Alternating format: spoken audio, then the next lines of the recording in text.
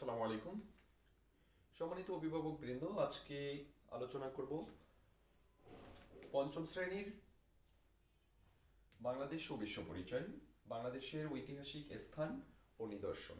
খুবই গুরুত্বপূর্ণ একটি অধ্যায় এবং এখানে আজকে যে বিষয়গুলো নিয়ে আমি আলোচনা করব এগুলো হচ্ছে যে কোনো পরীক্ষায়, বৃত্তি পরীক্ষা বলেন অথবা যে কোনো পরীক্ষায় এটা খুবই ইম্পর্টেন্ট।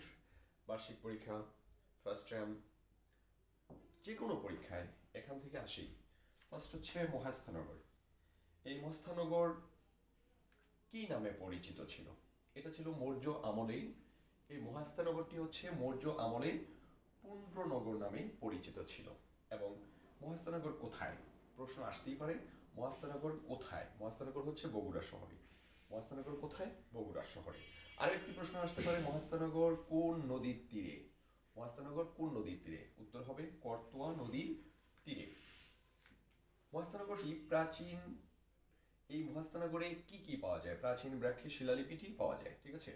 তো এইটাও কিন্তু একটি গুরুত্বপূর্ণ প্রশ্ন। তাহলে দেখুন, মহাস্থানগর সম্পর্কে যদি, এই মহাস্থানগর সম্পর্কে যদি কোনো প্রশ্ন আসে, এর বাহিরে আসার সম্ভাবনা নেই পঞ্চম শ্রেণীর, ঠিক আছে। পঞ্চম শ্রেণীর ক্লাস 5 এর বাইরে প্রশ্ন আসার সম্ভাবনা নেই। এবার আমরা চলে যাই ওয়ারী বটেশ্বর। এই ওয়ারী বটেশ্বর আসলে কি? সংক্ষিপ্ত প্রশ্ন আসে, সেক্ষেত্রে আমাদের লিখতে হবে দুটি গ্রাম। ওয়ারী বটেশ্বর হচ্ছে দুটি গ্রাম। এই ওয়ারী বটেশ্বর কোথায় অবস্থিত?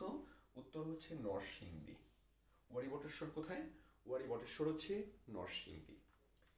এবার আমরা চলে যাই পাহাড়পুর। সবচেয়ে গুরুত্বপূর্ণ পাহাড়পুর, এটা কি নামে পরিচিত ছিল? কি নামে পরিচিত ছিল?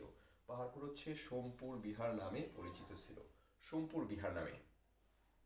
পাহাড়পুর কোন রাজার শাসনামলে নির্মিত? উত্তর হচ্ছে ধর্মপালের।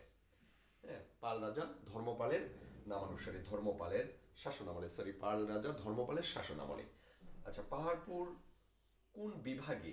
যদি বিভাগ বলে রাজশাহী, যখন বলবে বিভাগ রাজশাহী। আর যদি জেলা বলে জেলা।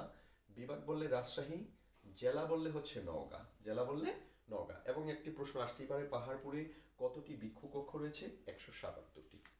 তো এই যে এই প্রশ্নগুলো জানা থাকলে 100% আপনাদের ছেলেমেয়েরা এই চ্যাপ্টারটায় প্রশ্নের উত্তর করতে পারবে। এবং এই তিনটাই হচ্ছে সবচেয়ে গুরুত্বপূর্ণ। আরও দুই একটা বিষয় আছে যেটা নিয়ে আমি পরবর্তী ক্লাসে পাবেন আপনারা।